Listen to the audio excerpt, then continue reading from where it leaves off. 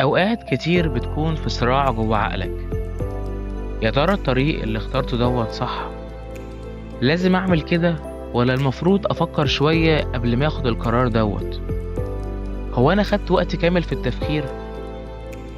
ده حتى التفكير نفسه بيكون مرهق جدا، بتلف جوه حلقات مفرغة جوه عقلك ملهاش نهاية، فالخوف يحوطك وتقرر إنه لأ أنا مش هجرب عشان مش عاوز أخسر، ونتيجة تلاقي نفسك مخدتش خطوة قدام.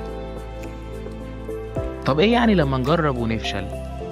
ده الطفل اللي بيتعلم المشي بيفضل يحاول، بيقع وبيقوم لغاية ما بيتعلم. ما تستخسرش في نفسك إنك تحاول مرة واتنين وتلاتة، تمن النضج والخبرة هو المحاولات الفاشلة.